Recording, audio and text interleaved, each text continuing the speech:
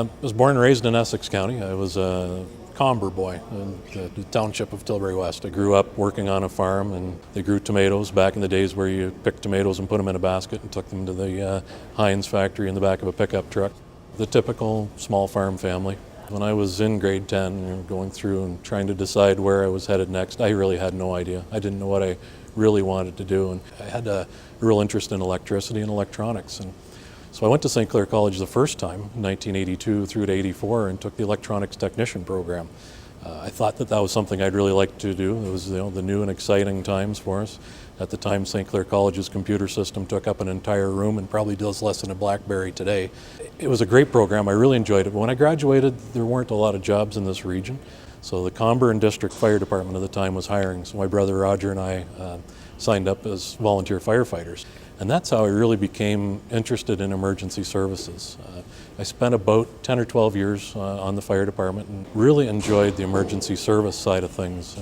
And, of course, through that we went to auto extrication calls and rescue calls, and that's how I started to become interested in the patient care side of things. So I went to the old Buxton racetrack and did the volunteering at Buxton in the St. John's ambulance, and became more and more interested in that side of things. So at the time, the ambulance service was expanding. It was expanding in Tilbury, and they were looking for people to work part-time.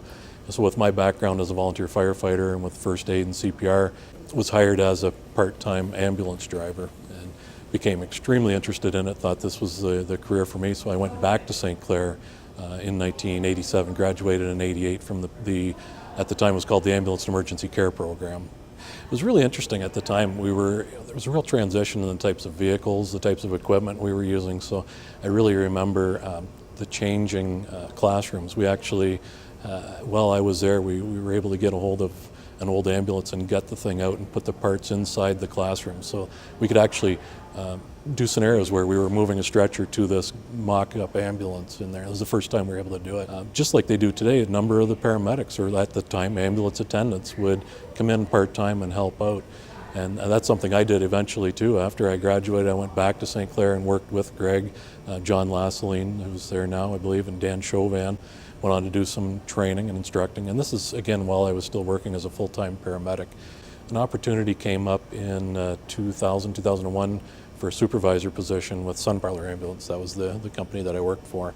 And I applied and was successful in getting that promotion to a supervisor position. So it was quality assurance and training for Sun Parlor Ambulance. And at that time I moved to the Leamington station on a full-time basis and worked there for several years. And after we had our big incident on the 401, and we really started to become very interested in expanding our training for disasters. So while I was working for Sun Parlor, did a lot of the disaster planning, so sort of built the foundation in that as well.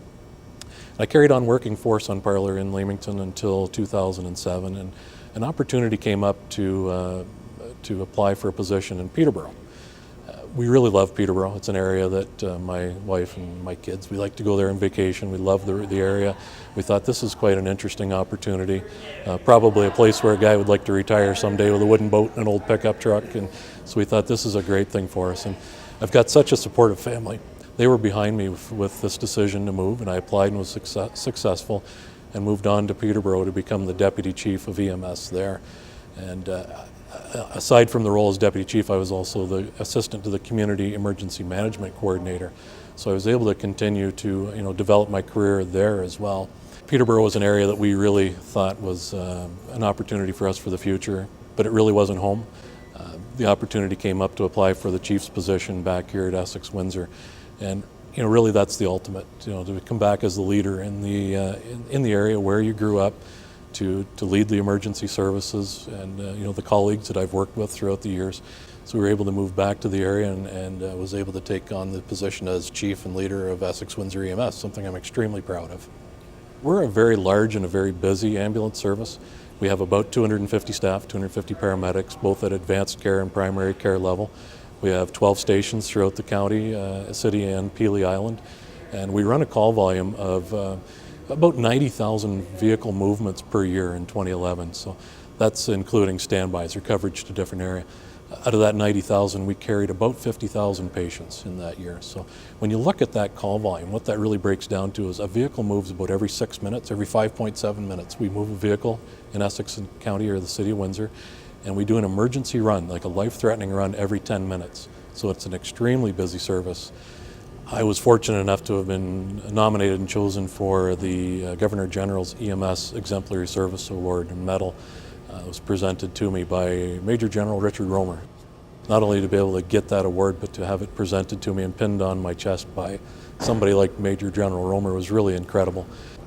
One of the incidents that would really stand out in my mind, looking back in my career, would have been the accident that we all remember on the 401 in the fog, September 3rd, 1999. I'd never seen fog like that in my life. It was so thick and so difficult to see through. It's just one of those calls that certainly never leaves you. There were so many lessons learned from it, but how important it was for emergency services to train, to work together. Certainly one of those calls that stands out in your mind as one of the biggest in the career. They say behind every successful man is a great woman. My wife's name is Cindy. We were married in '89 and we have 2 kids. My son's name's Jared. He's now 21. He's an officer cadet in the Royal Military College of Canada, so he's will be going into his final year next year. My daughter Kristen is very proudly looking at St. Clair College at options there. She's looking at several different options, but hoping maybe towards the culinary area. We're now living in Leamington, just now finally purchased a home there and settling back down as well. My parents live in Leamington as well in a condo near the marina, so our family's together there and quite happy. Looking back at my first course that I took at St. Clair College, the electronics technician program, I think there are ways that that's actually contributed to maybe some successes as a paramedic. And what I mean by that, paramedics really are problem solvers. They're investigators. They look at an issue and they use their problem solving skills or investigative skills to find out what's going on or to diagnose issues. And really that's something that I did learn in that technician program as well, was problem solving techniques. So certainly something that does follow along even in this career now.